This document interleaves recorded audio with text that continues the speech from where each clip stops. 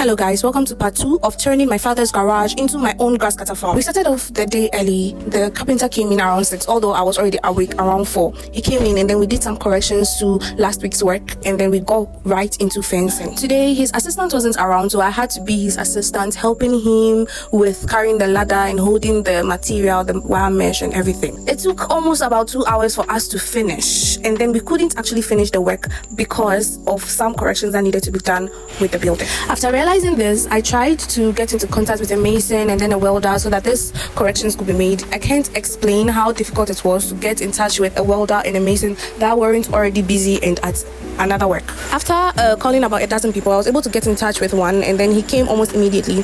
He came to do some measurements. After the measurements, we realized that the materials we already had wasn't enough, so we had to go out to buy some. Fortunately, he had a bike, so I didn't really have to pay for transportation, and then he already had a customer that he buys these things from. We went there, and then to my surprise, it was a bunch of Indian men running a warehouse or something like that.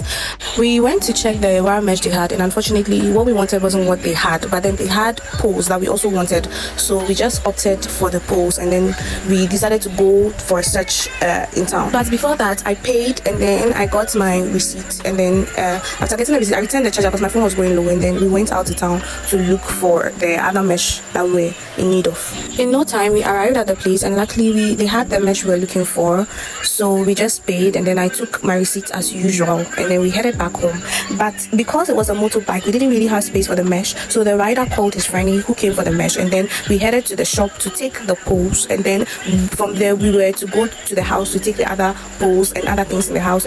When I got home, the mason and the electrician were waiting for me, so I just accompanied the rider to send the poles into the truck, and then I went back to see the mason and then the electrician. After discussing what needed to be done, the mason went out to get some sand and blocks and cement that were needed to do the work, and so I got to sweeping and tidying up the place because the place was really looking a mess. And then soon enough they came in with the sand, they got to digging it out of the truck, and then they went in for the blocks after. So the one guy stayed behind to prepare the place and everything. So they arrived with the blocks, and then we started removing it from the truck one by one, and we were able to do that, and then they got to laying the blocks. Then tada, they got some progress. I mean, you can see that there's progress, and then they got to screening the place. And then luckily for me, the welder brought in the door. The mason was still around, so I begged him to bury the door into the concrete for me. This is how the place was looking at the beginning of the day, and then this is how it looks after. See you in part 3.